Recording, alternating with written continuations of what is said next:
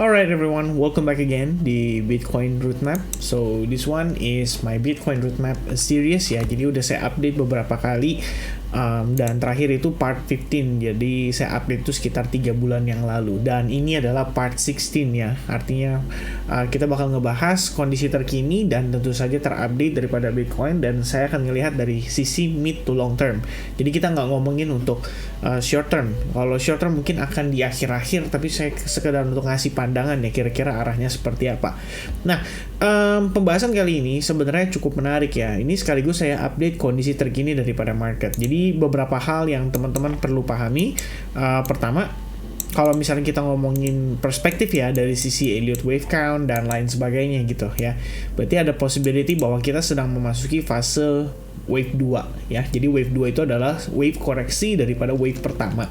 Dan kalau misalnya kita lihat berdasarkan karakteristiknya ya daripada si wave 2, umumnya wave 2 itu pada saat terjadi itu market ya secara sentimen masih bearish. Okay, the crowd hotly reminds all that the bear market is still deeply ensconced ya kan, ensconced ya. Still, some positive signs appear for those who are looking. Volume should be lower during wave 2 than during wave 1. Price usually do not retrace more than 61.8% of Fibonacci retracement. Jadi kalau kita lihat, ini sebenarnya secara karakteristik bisa dikatakan kurang begitu terpenuhi ya. Jadi kalau kita cek di sini volume ya pada saat sepanjang wave 1 flat, justru cenderung di bawah average. Tapi setelah kita masuk ke fase correctionnya, di sini justru kita ngelihat volume cenderung spike. Jadi pertanyaannya adalah apakah ini memenuhi karakteristik untuk wave 2? Well, kita bisa ngelihat lagi dari beberapa kondisi yang lain. Salah satunya adalah dari sisi sentimen. Ya kalau sentimen sih menurut saya udah jelas banget karena per hari ini kita ngelihat ya ada update dari sisi the Federal Reserve. Mereka akan melakukan meeting ya, dan meeting emergency untuk membahas tentang kondisi permasalahan daripada perbankan yang baru-baru ini terjadi, dan itu disebabkan oleh SVB ya, atau Silicon Valley Bank. Jadi teman-teman kalau searching nih, Silicon Valley Bank itu udah ada dari tahun 1980-an dan mereka itu adalah bank besar ya di Amerika Serikat. Dan kasus ini ketika Silicon Valley Bank harus tutup itu adalah kasus besar terkait dengan kondisi banking ya, perbankan, krisis perbankan terbesar kedua sejak tahun 2008. Jadi ini dihubungkan ya. Jadi kita ngelihat ini memiliki impact yang cukup besar dan sama halnya seperti pada case di tahun 2008. Nah, yang perlu di-take note adalah Bitcoin itu hadir ya setelah kasus 2008. Dan saat ini Bitcoin itu survive ya, melewati kondisi krisis ini. Dan sebenarnya sih saya bisa bilang bahwa this is the first time lah ya buat Bitcoin ngerasain krisis yang begitu besar. Dan pertanyaannya adalah apakah Bitcoin benar-benar bisa membuktikan dari sisi fundamentalnya bahwa Bitcoin ini adalah satu buah kita bisa bilang ya satu buah aset atau satu buah currency yang sebetulnya memang diciptakan untuk mengatasi permasalahan ini. Jadi ini adalah the biggest opportunity lah buat si Bitcoin nunjukin hal itu gitu. Dan pembahasan yang akan dilakukan oleh The Fed besok ya, itu ngebahas tentang discount rate yang bisa dikasih ke perbankan ya. Kalau misalkan ini ya pada kasus ini berarti kita tahu ya istilahnya ada upaya yang akan dilakukan oleh mereka untuk menyelamatkan perbankan. Dalam artian kita tahu ya masalah kenaikan suku bunga ini memang harus dilakukan oleh The Fed dengan tujuan untuk mengatasi inflasi. Jadi saat ini kondisinya The Fed itu dipaksa untuk memilih ya antara inflasi atau antara ya dia harus mengatasi si krisis perbankan ini gitu. Jadi ini financial crisis ya, balik lagi mulai menerpa ya kondisi daripada market secara keseluruhan gitu. Nah sekarang kita bakal bahas sedikit teman-teman untuk Bitcoinnya. Kalau misalnya kita berbicara dari bigger picture ya, jadi mid to long term, mungkin saya review sedikit ya supaya teman-teman realize juga bahwa sebenarnya kita ngebahas ini tuh udah berkali-kali ya, dan dari video-video My Bitcoin Roadmap yang sebelumnya. I still believe bahwa kita di sini posisinya adalah wave 1, 2, and then 3 ya, A, B, C, possible untuk wave 4 ya, correction major. Dan pertanyaannya adalah apakah udah finish gitu ya? Apakah di kisaran 15.400 ini adalah bottom daripada bear market kali ini. Nah, sebenarnya dibuktikan dengan posisi Bitcoin itu mampu break dari si falling wedge. Ini adalah first time ya, kita ngelihat ada satu buah kondisi yang bagus. Dan kalau kita track back lagi, jadi kalian lihat di sini ini penurunan sangat agresif, and for some reason kita slowing down di sini. Bahkan setelah adanya kasus FTX ya, penurunan terjadi dengan agresif. Tapi setelahnya kita ngelihat Bitcoin mampu recovery dan retest terhadap simple moving average 200 ya. Ini adalah salah satu level penting yang dipercaya oleh para trader, bahwa simple moving average 200 ini so far benar-benar berfungsi sebagai either itu resistance atau support kuat, terutama untuk Bitcoin. Kalau sebelumnya sih merupakan support kuat ya. Kalian bisa lihat harga ketahan setiap kali ngetes SMA 200. Oke, holding. And then ini baru mulai ya terbentuk ya, karena 200 candle ya kan, patokannya kan seperti itu.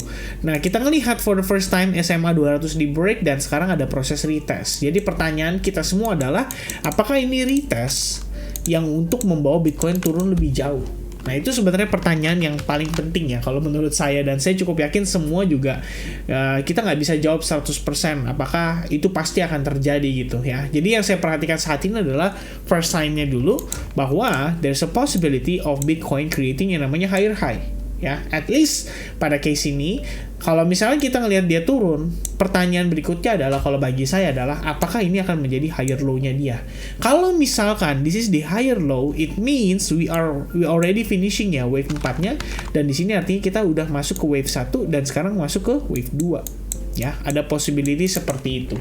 Ini adalah wave 2 untuk kita ongoing wave 1 yang lebih major ya. Tapi untuk itu bisa terjadi, kita perlu konfirmasi dulu ya. Jadi pertanyaannya adalah, kalau saya sih ngelihatnya ya, pada proses koreksi saat ini bisa jadi membentuk ABC zigzag ya, karena wave A-nya sendiri sudah kita lihat ya, bahwa bergerak ya, possible bergerak dalam 5 wave correction. Jadi kalau kalian lihat di sini, seandainya teorinya zigzag ya, wave 1 2 3, kemudian 4 dan possible 5 ya. Baru di sini wave A.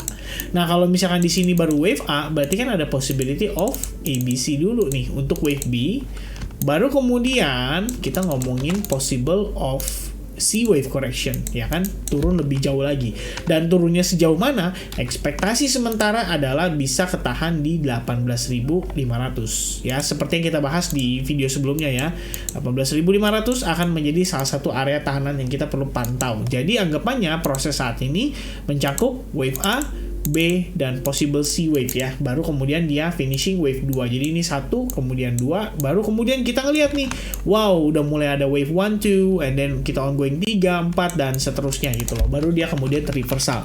Nah, ini sebenarnya adalah proyeksi ya, yang kita juga belum bisa pastikan apakah skenario-nya akan seperti ini gitu. Kalau misalnya seperti ini berarti perfect banget, dan sebentar lagi istilahnya Bitcoin mungkin akan start untuk rally gitu. Tapi pertanyaannya, berdasarkan situasi ekonomi dan fundamental yang sedang ada saat ini, apakah Bitcoin bisa bertahan gitu? Ya, itu sebenarnya yang paling kritis lah ya, yang kita perlu cari tahu. Karena sebenarnya gini, ini satu yang menurut saya cukup menarik. Dengan kondisi krisis yang sudah menerpa market saat ini, somehow Bitcoin bisa bertahan ya.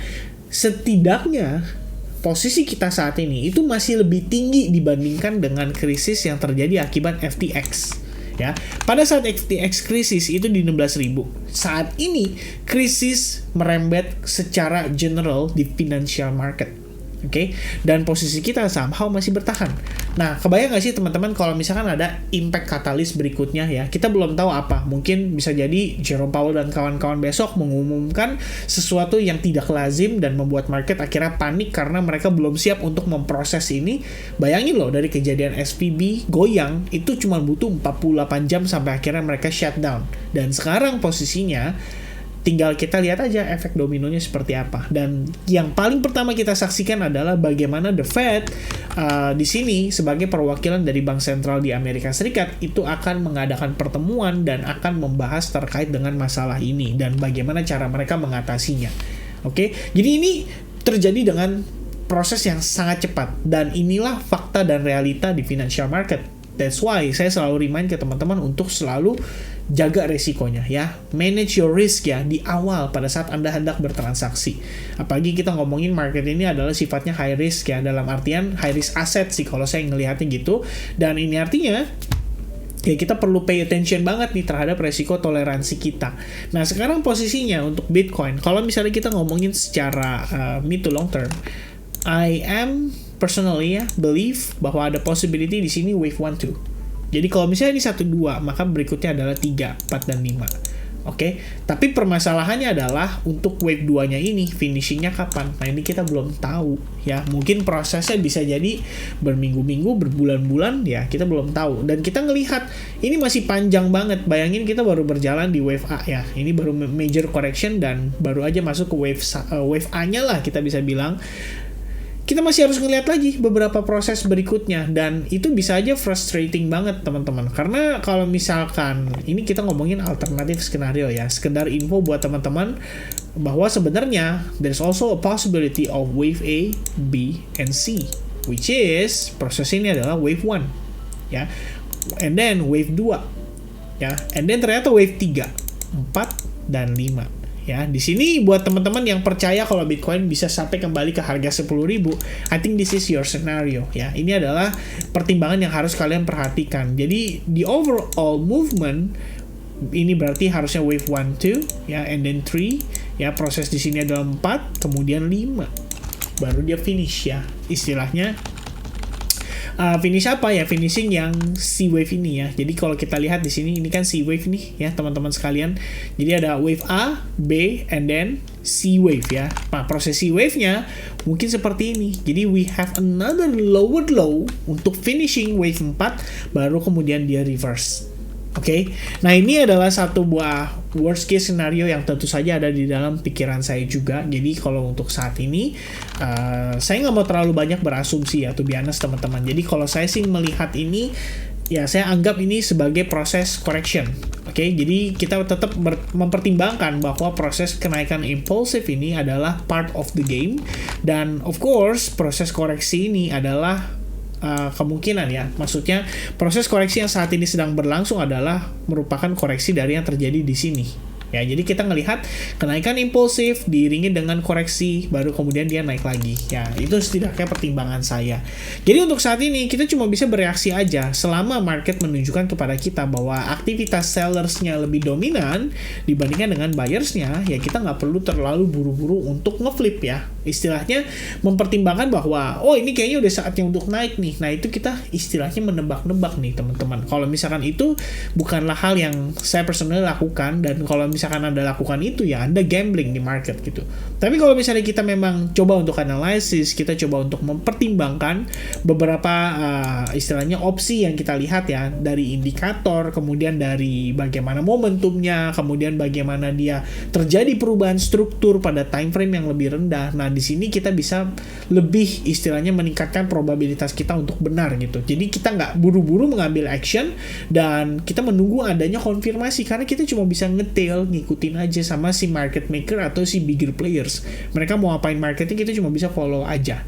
Kira-kira seperti itu teman-teman sekalian. Alright, so di Bitcoin Roadmap kali ini pembahasannya ya lebih ke arah sini sih. Ya saya sih personally ngelihat ini possible wave 1 and then ongoing wave 2. Nah, sekali lagi saya tekankan, ini masih possibility. Kita belum dapat konfirmasinya, tapi setidaknya kalau berdasarkan time frame weekly, based on close candle 3 minggu terakhir, kita ngelihat ada 3 river evening star, dan minggu ini harusnya sih dipastikan ya, dalam 3 jam lagi kan akan close. Ini harusnya dengan kondisi red candle gitu. Dan kalau close dengan red candle, ini artinya kita terkonfirmasi untuk si 3 river evening star itu. Dan artinya, kedepannya untuk proyeksi Bitcoin itu dalam jangka waktu pendek itu harusnya masih akan cenderung turun ya. Kalau kita ngelihat dia naik-naik dikit, tadi saya ngelihat ada orang yang kasih komen ya, katanya pump gitu ya. Wah saya bingung nih, pumpnya lihatnya dari mana sisinya gitu ya. Karena kalau kita lihat perbandingan turun dan naiknya ini udah jauh banget. Yang saya lihat justru wait ya, let me clear this up. Kalian lihat di sini we have support, ya kan, support level, dan sekarang lagi di retest. Support levelnya itu ngasih reaction nggak? Ngasih. Langsung ada rejection dari sana. At least for our time frame memang kita ngelihat dia udah di atas EMA 21 ya. which is ini adalah good case ya. Kalau kita bisa bilang ini adalah mungkin possibility untuk Bitcoin bisa relief rally gitu. Tapi kalau kita lihat lagi based on 1 hour time frame, seperti yang tadi saya jelaskan mungkin di video update Bitcoin tadi siang ya, kita ngelihat ini ada possibility membentuk ascending channel, dan ini bisa dibilang kita ngelihat ini mungkin probabilitasnya lebih ke arah untuk membentuk bearish flag pattern. Dan di opposite side itu benar juga kalau teman-teman bilang bahwa oh ini kan ada trend line yang lagi di retest dan sudah sempat di break. Tapi kalau kalian lihat lagi, well, let me adjust a bit ya. At least by tail candle ketemu tail candle, nah kamu bisa lihat kita masih ada rejection di sana. Ya, jadi memang banyak banget sih sebenarnya ya kalau kita bisa bilang skenario yang mungkin teman-teman mau hubungkan ya. Mungkin kalian bilang kayak, oh ada chart pattern ini, kok ada ini gitu ya. Belum lagi kalau misalnya teman-teman gunakan Fibonacci retracement. If you pull Fibonacci retracement from the top to the bottom, as you can see, kita lagi holding di Fibo 61.8 dan Fibo 50%. Jadi 61.8% saat ini itu juga merupakan confluence dengan area support sebelumnya. So, kita bisa katakan bahwa ada possibility market mungkin bereaksi saat ini setelah retest level tersebut. Jadi, begitu nyampe ada order sell yang ke-trigger and then price langsung otomatis reject ya dari level itu. Kalau kalian mau tambahin lagi ya di sini kita punya area supply juga ya kan, karena penurunan terjadi dalam waktu yang bisa dibilang dalam penurunan yang sangat agresif, dan somehow price-nya itu baru holding setelah dia ngetes level 19.500. Ini misalnya ya pada chartnya CoinExchange atau yang lain. Ya harusnya sama ya 19.500 ya so far.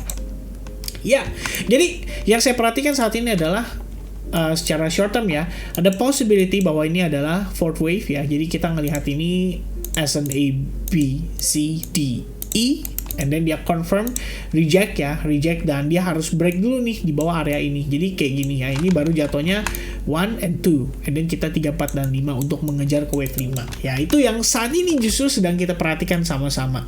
Dan saya sih cuma bisa ngikut flow aja ya. Saya ngelihat selama struktur masih sellers ya kita ikutin strukturnya ya, masih sellers ya kita mau ikutin. Memang di sini kalau saya boleh tambahkan ya, we have a break here ya, dan we have demand zone di sini. So this area adalah area penting yang kita perlu break dulu untuk memastikan Bitcoin ready untuk mengejar ke level yang lebih rendah ya. Dan ini artinya break juga terjadi pada ya, trendline yang terbentuk tadi ya. Jadi kita bisa katakan seperti ini wave 1, and then possible dia rebound, retest, kemudian dia turun lagi. Ya, ini satu skenario yang tentu saja saya perhatikan dan saya pantau. Nah, untuk invalidasinya, Bitcoin harus break dari 21.800. Dan kita belum tahu nih, apakah statement besok bisa menyebabkan ini terjadi. Ya, kalau sampai ini yang terjadi, well, I have to reassess, saya harus review lagi, berarti wave count-nya udah invalid, dan mungkin kita akan ngelihat sesuatu yang berbeda kali ini. Alright, so I guess that's it everyone. Itu adalah pembahasan saya seputar market. Saya tahu mungkin pasti membingungkan buat teman-teman berpikir bahwa lu ngebahas banyak skenario kan supaya dianggap benar dan lain-lain gitu ya. Saya bukan nganggap benar sih teman-teman. Saya nggak perlu diakui bahwa saya benar, bahwa saya yang terbaik, bahwa saya yang tepat terus dalam analisa. Nggak, saya nggak butuh itu. Saya sharing ini karena saya pengen teman-teman juga tahu ya apa sih isi pikiran saya, kemudian bagaimana strategi saya dan gimana cara saya manfaatin. Saya typical trading yang simple ya, based on reaction, bukan based on spekulasi, bukan mencoba untuk menebak-nebak harga di mana akan ada reaksi kemudian saya pasang jaring. I'm not that type of person gitu loh. Jadi saya personally lebih ke arah reaction. Jadi saya mau tahu nih market bakal dapat reaksi di mana, dan kalau ada di situ reaksinya gimana, kira-kira apa yang akan saya lakukan. So my timing is the important thing, bukan masalah area atau zona ya. Jadi itu adalah satu faktor yang saya pribadi cuma ngelihat aja. Jadi kayak kita tahu nih kita udah tentuin areanya. Nah, kita tinggal tunggu nih, begitu udah nyampe, kita tinggal lihat reaksinya. Dari reaksi itu kita juga ikut bereaksi. Jadi kita tahu kapan harus buka chart dan gak harus setiap saat istilahnya mantengin juga. Nah, itu yang kayak gitu justru secara psikologis biasanya akan lebih mudah kena dan transaksi akan lebih mudah ngawur biasanya. Alright, so I think that's it everybody. Saya nggak pointing salah satu orang atau siapa ya, kita di sini ngomong secara general. Jadi mudah-mudahan teman-teman punya pemahaman terkait dengan hal itu dan bijak lah ya dalam mengkonsumsi konten atau informasi yang kita deliver. So I think that's it. Thank you so much for watching. I hope this information bisa menjadi informasi yang bermanfaat buat teman-teman. And I'll see you guys again in the next update and next Bitcoin roadmap. Cheers guys, bye bye.